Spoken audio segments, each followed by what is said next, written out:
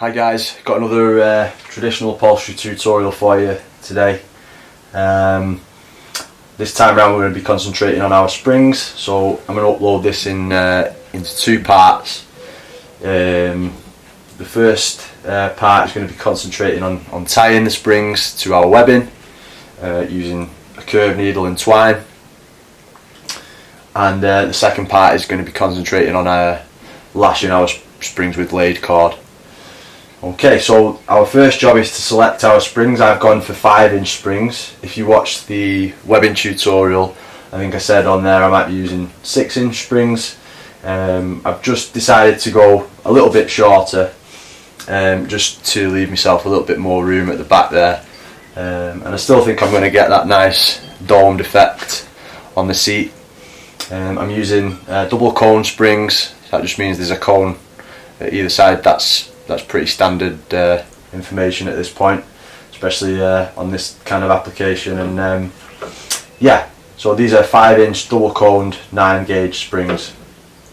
So the first thing we want to do is we want to map out how many springs we want to use. So when you've selected what size, what gauge of spring you're going to use, and if you need any help selecting that or finding the right spring for the right project, please just get in touch, and I'll be happy to help.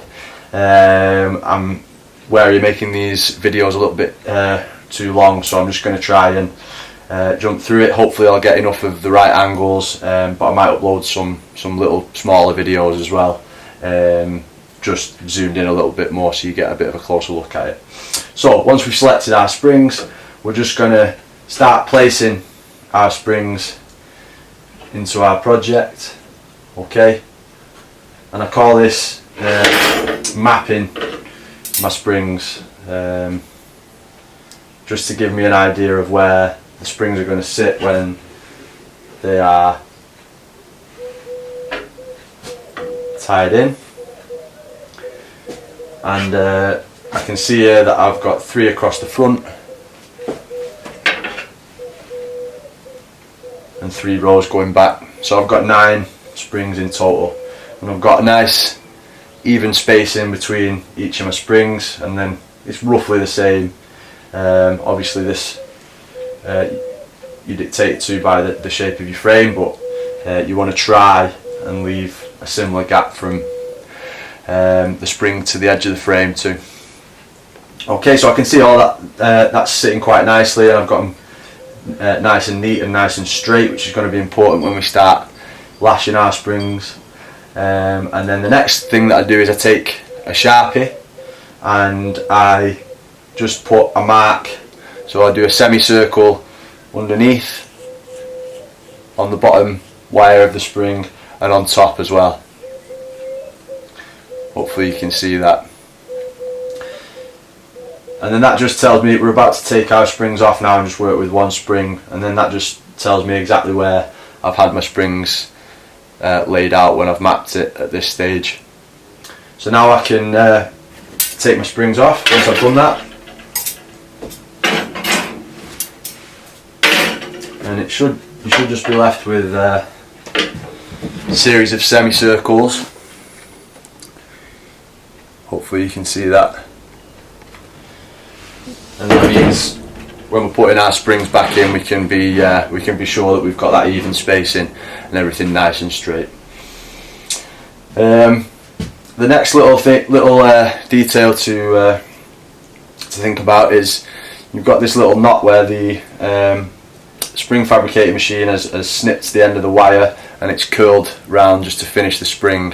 Okay, so these knots, I want them to all point in the same direction, and I'll be able to show you that a little bit better at the end, but I'm going to face all my knots off in that direction towards the back right of my chair as I look at it. Okay, now our first knot is going to be a slip knot. So again, I might post up a separate video just with a little bit more zoomed in showing you how to do this, but I'll try and show you as best I can. It's always good to have a pair of pliers or a pair of grips or pincers knocking about. I like to use quite a small needle just so I can be a bit nimbler around the bottom of the spring, and that does sometimes mean that I can't pull the needle through the webbing, so I need a little bit of help. Some pliers.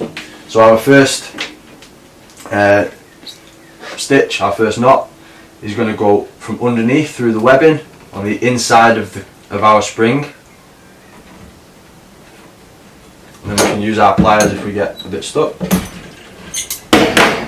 Okay, and out on the other side, and again I'm lining up with my Sharpie marks that I made earlier, so that I know when I've got each spring in, I've got them nice and straight and evenly spaced apart. Okay, so that's nicely lined up.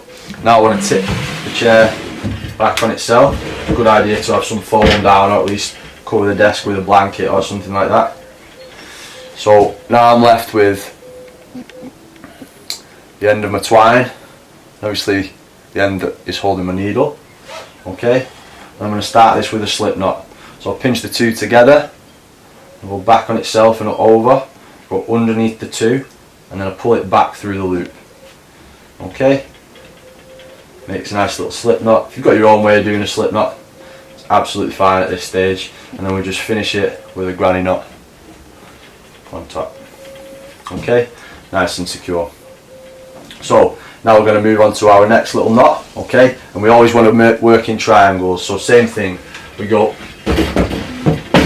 tip it back on itself onto its legs. I'm going to line it up with my Sharpie marks, go from the underneath on the inside of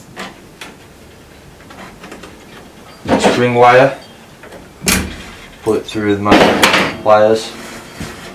Okay, back out the other side. Pliers help me out a little bit. Okay, and then I can tip it back. And now this bit, again, I'll try and help you out a little bit there. I go underneath here with my needle,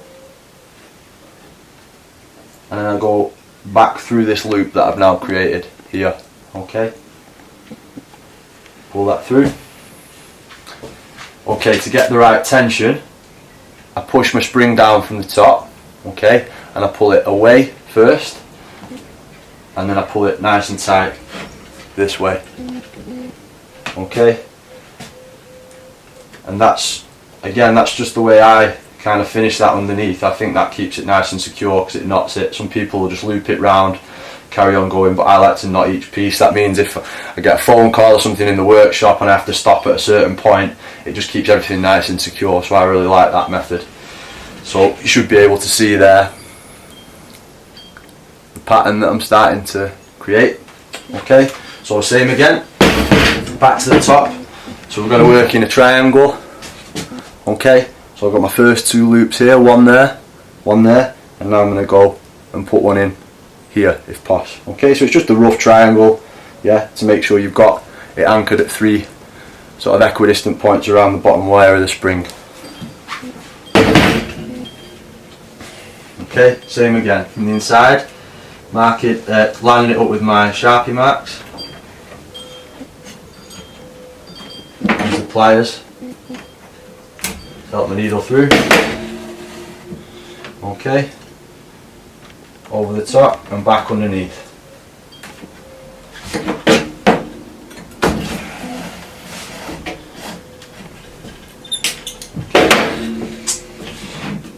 Same thing, put it onto its back, and I'll show you this stitch one more time, or not, sorry, one more time. Okay, so I go back through this piece, okay, and I go into that loop that I've now made, okay, and pull it through, pull it up here, away from where you want the knot first, this way, and then pull it back down to cinch it in tight. You've got a nice knot there. Okay, so you can see the triangle that I've made from underneath now, and I'll show you that from the top. So you can see those 3 little loops now holding the bottom wire of our spring in place. Okay, and it's matching up nicely with my Sharpie marks. You see, you can't even see them because they're sitting right on top. So I'm pretty happy with that. Okay, I get my next spring in. So now I'm going to go the one behind here. Okay, I point the knot of my spring off in the same direction towards the back right of my chair frame as I'm looking at it. Okay. Now, I want to start with the closest point, so it's right at the front of the spring this time. Use my pliers to help that through.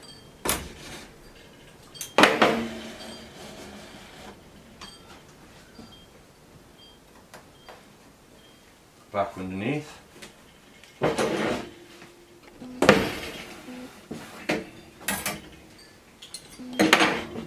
And then exactly the same. Tip the chair back on itself, and I'll try and show you just this last time. So I'll go through here and then into that loop. That gives me a nice, neat, tight knot there. Pull up and away from where you want the knot to be first, and then back down to cinch your knot tight. Okay, so you can see I'm always choosing the nearest point of the triangle to start my next spring. I'm going to go down this way, so I'll go down this way, and then I'll do the next one along, and I'll come back up this way, and then I'll go across this way, and then do 1, 2, 3 that way. Okay, so I'll show you from the top now. So you've got the 2 springs there. So I've got 3 loops holding in there, and you can just see that first loop on the second spring there. So I'll get this finished off, guys. I'll go right along the back, come across, come back up to the front, across, and then back down. Okay, so I'll get that done and then post the finished result.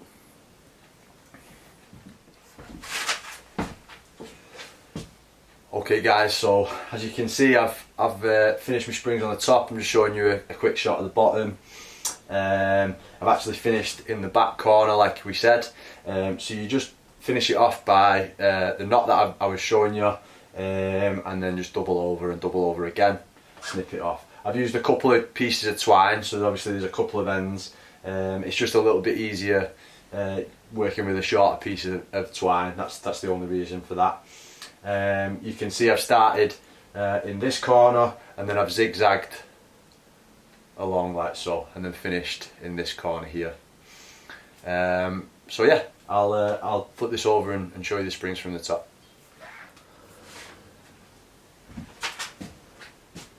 Okay guys, so you can see I've got them springs nice and straight now, and I've got the knot of each spring pointing towards back right corner.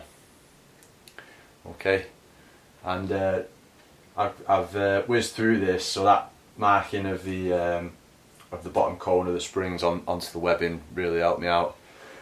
And if we put it like so, you can see there that I'm pretty happy with that. So yeah, so that's it guys. Have a bash at tying some springs in. As I say, if you're wondering which springs to use or which pattern to use, how to lay them out, how to map them out, just get in touch, drop me a line, and I'll be happy to talk to you about your individual projects. I'm going to be back with a lashing, the second part of this tutorial, the lashing tutorial, which is nice and fun to do. This is a lot more fiddly than the lashing. Well, at least I find it a bit more fiddly than some of the lashing patterns. So yeah, so I'll be back with a simple lashing pattern for you to have a bash at. But hope you've enjoyed. Thanks for watching, and like it, follow and subscribe me on various different social medias, and yeah, just comment, let me know what you think of the tutorials so far. But stay safe, and I'll see you next time, guys. Thank you.